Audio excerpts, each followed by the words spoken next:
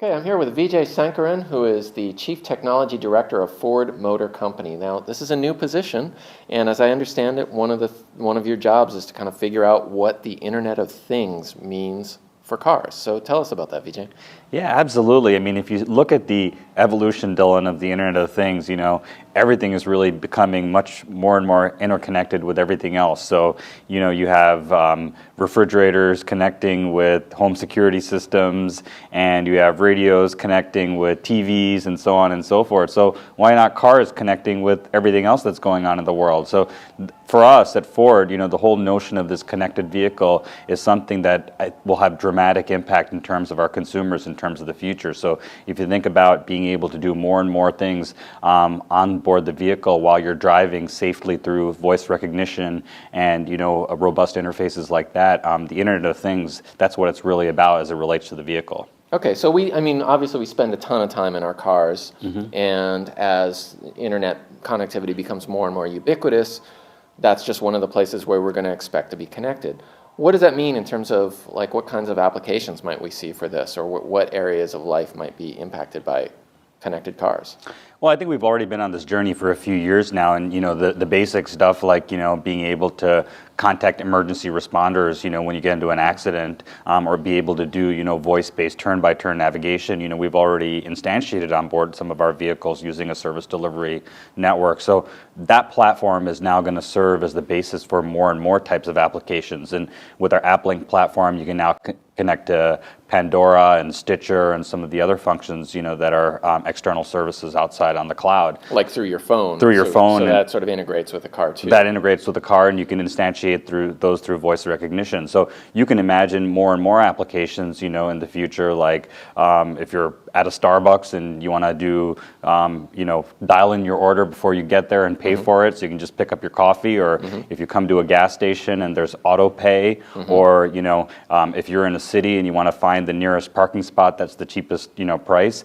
Those are just a few of the types of applications that can be instantiated in the near term. And then as you go on into the broader horizon, you can even think about medical applications where people can use wearables, for example, to communicate with the vehicles. And if some of their body functions are off whack, or if you're a driver with a particular medical condition. We were talking about one with drivers who had epilepsy, and you began to have a brain seizure. How do you instantiate functions inside the vehicle that can bring you into a safer mode, or alert emergency responders? So we're just scratching the surface here, and I think the Internet of Things really creates brand new opportunities for automobile manufacturers. So one of the things we talk about at MobileBeat here that I thought was really interesting was the idea of autonomous vehicles, self-driving cars, right? And the question that everybody wants to know sort of is, when will a car be able to drive me from point A to point B? And I'm interested in that question, but one of the things you were saying is that actually it's, there's some incremental steps along there. It's not just all complete autonomy. So tell me a bit more about how Ford thinks about that. Well, I think that's a great question, Dylan. And, at Ford, we've already been on the journey of autonomy, for several years. I drove from Detroit to New Jersey and back last weekend, and I used our adaptive cruise control feature. So that's already instantiating, some level of autonomy where it adjusts to the other drivers on the road in terms of their speed. And you look at collision warnings and active park assist, where those are automated functions by the vehicle to assist the driver. There's already varying stages of autonomy that are occurring inside the vehicle now. I think that the research that Google's doing is really interesting in terms of autonomy, as they look at all of those systems and how do you integrate those together inside of one vehicle to create a completely autonomous experience. And I still think that's, to have that in a large number of masses is probably at least a decade away. But I think automakers will continue to introduce new autonomous vehicle features that are really self-directed by the drivers of those vehicles. Okay, so sort of more like assistance rather than complete autonomy. Absolutely. Very interesting.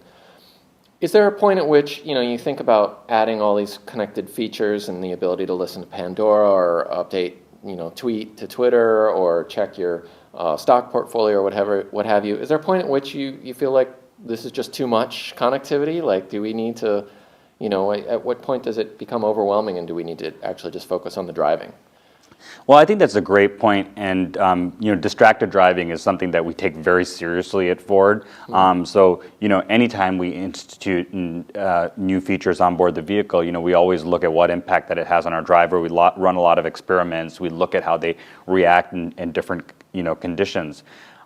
Part of it, though, is also based upon the consumers and what they want, and how they feel they can handle different situations. And one thing that we're really focused on is it's got to be really voice based and not distracting in terms of eyes on the road. So and right now you can only instantiate one service at a time. So you don't see having tweets come at you and your radio streaming at the same time. It's really the events are well coordinated, which I think will continue to happen. But I think users want to have more productivity inside their vehicle, and so they're going to be personalized services that they desire, and that's a key differentiator for automakers as we go forward.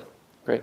As cars get more connected and the onboard capabilities get more and more complicated, it seems like you're sort of a car has an OS of its own, right? And there may be a time at which you can start to upgrade this and add features over the air. Is that coming, and how far off are we from that?